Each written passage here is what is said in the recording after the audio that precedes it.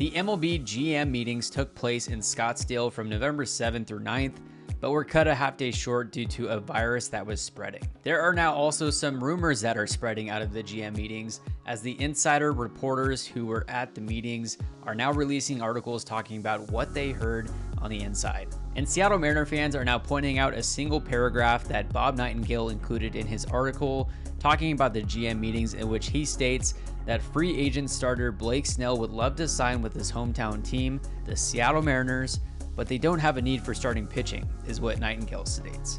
Now, there's really only half of that you need to pay attention to, and that's apparently that Blake Snell does want to sign with the Seattle Mariners. Don't pay attention for a second the fact that he states that the Mariners don't have a starting pitching need, as that could change very quickly. We all know that the hot stove is Jared Poto's favorite time of the year, as he is likely going to be making some moves this offseason. We've heard the rumors of trading young, controllable starting pitching for bats of some sort. So likely some of those starting pitching arms are going to be shipped out of Seattle, which will create a need for a big starting pitcher like a Blake Snell. And we've already talked about Blake Snell and the Mariners being linked. If you haven't watched it yet, after this video, go check out the Mariners 2023-24 offseason preview, in which we talk about Blake Snell and a lot of other players.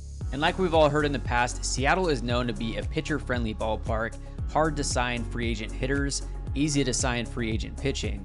And so like they did a few years back with signing Robbie Ray after he won a Cy Young in Toronto, Blake Snell is likely going to be winning his second career Cy Young this year with the Padres, and he's going to be looking for a payday. And Blake Snell is heading into free agency right at the start of his age 31 season.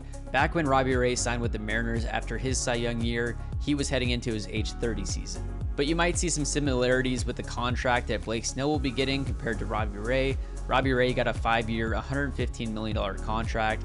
This averages $23 million a year. There was also a no-trade clause for those first 3 years. You can anticipate Blake Snell's contract to be somewhere similar, although higher than Robbie Ray's contract back when he signed, and even higher than Luis Castillo's extension that he recently signed with the Mariners.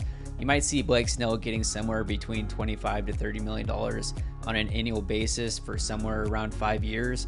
If he were to be getting, $30 million a year annually, that would put him at the 7th highest starting pitcher in baseball. And it's not new news that Blake Snell would want to sign with the Seattle Mariners. After all, who wouldn't want to sign with their hometown team, the team that you watched growing up as a kid? We saw Taylor Saucedo play in Seattle for the first time in his career this past year. He grew up in the area and he had a blast with it as well. Now, looking at Blake Snell's pitching arsenal, it's not too dissimilar from what Robbie Ray puts out there, at least from a production standpoint. They're both high strikeout pitchers. Blake Snell is a high strikeout, high walk pitcher. In general, the Mariners' approach with pitchers is to dominate the zone, just absolutely pound the strike zone.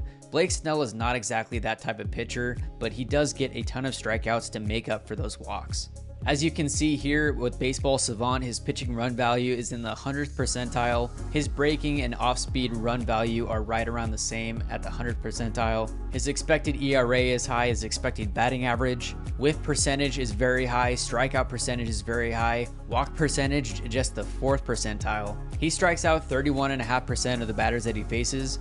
He also walks 13.3% of the batters that he faces. He limits barrels, he limits hard hit percentage, he has great extension to home plate, and he features a 4-pitch mix in a 4-seam fastball that averages 96 miles an hour. He throws this about 50% of the time. His secondary pitch is a nasty curveball that he throws. It's not quite a 12-6, it's more so an 11-5 coming from the left side. He throws this pitch about 20% of the time and he averages 81 miles an hour with that. And his pitch with the most value via Baseball Savant is his curveball with a 22 run value. He gave up just an .079 batting average against that pitch. It had a 56% whiff percentage and a 62% strike percentage, with 33% of his putouts coming from that pitch. His next go-to pitch is his changeup, averaging 87 miles an hour. He throws that about 18% of the time. And then that 4th pitch in the arsenal is a slider averaging around 88 miles an hour. He throws that about 13% of the time. So as you can see, adding Blake Snell to any rotation would have a huge impact, and the Seattle Mariners are probably one of the front runners to land Blake Snell. This is one of the more realistic free agent possibilities. And just behind Ohtani, you'll be seeing Blake Snell in the headlines more often being linked to the Seattle Mariners. Make sure to subscribe to the Couch GM to stay up to date on all things baseball and the Seattle Mariners. It's bound to be a wild offseason. The winter meetings will be starting December 3rd through the 6th. That's typically when a lot of the big trades, big free agent signings will be happening. And be on the lookout these next few days, as I'm going to be making a video on one of those players that you saw earlier in this video. And here's another video that you should go check out.